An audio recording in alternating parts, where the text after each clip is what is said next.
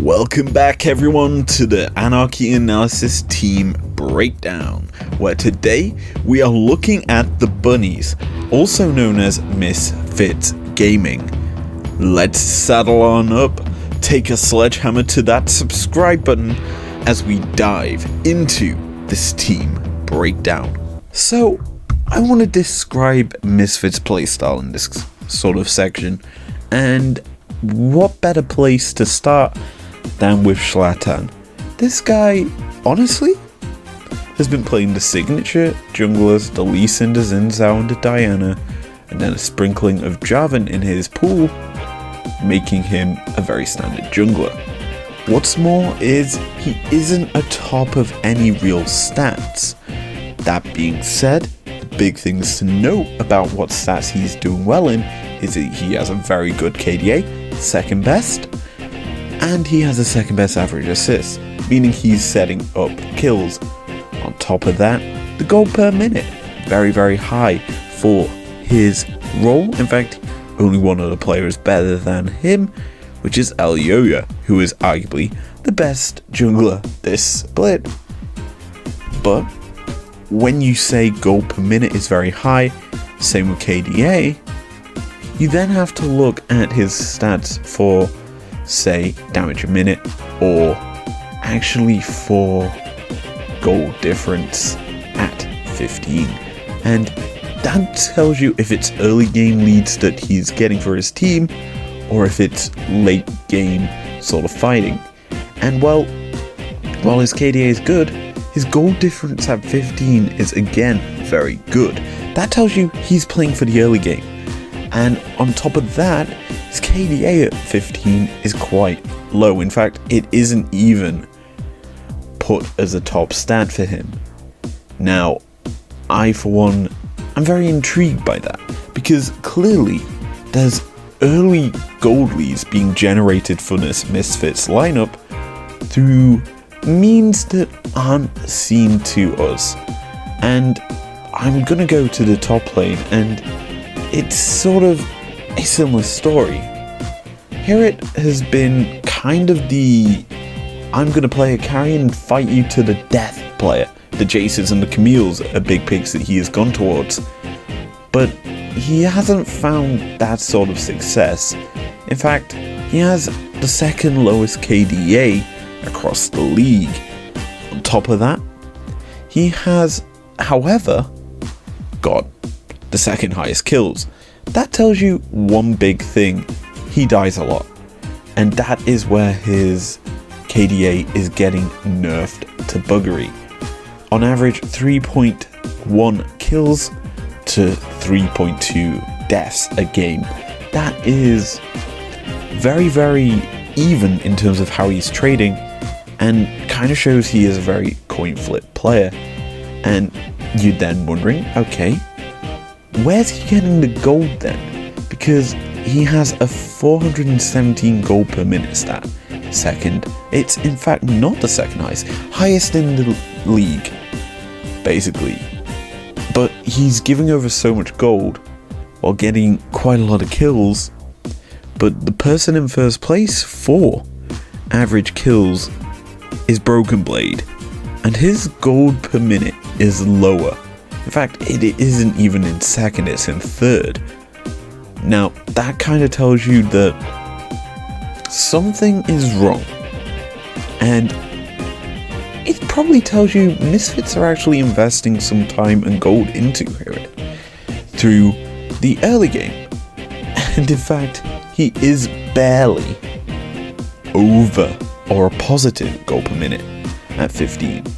Because he manages to claw himself back in late game with fighting and getting picks in the solo lane or in solo kills, allowing him to split push and kind of keep Misfits afloat, going for the goal, which is their turret killing. 8.7 turrets killed per game. That is a huge stat. It's top 4 across the top major regions. That is a big thing about this Misfits lineup that they like to do. They focus turrets, and we need to just move into the mid lane where they have magic in VTO. He is arguably the best performing mid laner in the league. His KDA is second, but his average kills is so high and his lowest deaths, well, his deaths are so low, it actually amazes me that only Larson has a higher KDA than him. And even then, it is very close. They both have the same amount of kills. They have one better, or 0.1 better deaths for VTO, but then Larson just decimates people because he's picking up so many assists. That tells you how VTO is doing if he is 0.1% lower in terms of KDA. That tells you a lot because he's also getting a lot of gold. In fact, he has the most gold across this role in the league. 449 gold per minute is an incredibly high stat, especially considering his CSing isn't the highest in role. In fact, it is the second highest, but who cares? Now, that is not the best if you are looking at Misfits, because they're investing a lot of time into VTO, so naturally he will get focused a lot by teams. And while certainly he has received a lot of first bloods against him, in fact, a lot of teams focus him first to put him behind. And with that, it gives him a negative score at 15. However, this is the big however, it doesn't keep him down. He's still able to pick up wins and do work into the late game, as he's just able to fight and scrap and get kills. And Misfits, they know this, because they continue on to feed him the kills, feed him the gold, and get them wins. Because I'll be honest, their other big carries in Hirit and Neon both die a lot. In fact, they're both the second highest deaths in their roles, and you then have to wonder, why are they doing this? Well, both of them are doing the damage to allow VTO to pick up the kills in fights, and I personally think this is a very explosive style that you then have to realize, well, let's just focus VTO in fights. That's how teams need to realistically fight against Misfits. And well, yeah, what we're going to see here is a play where the opposite does not happen as they face off against BDS.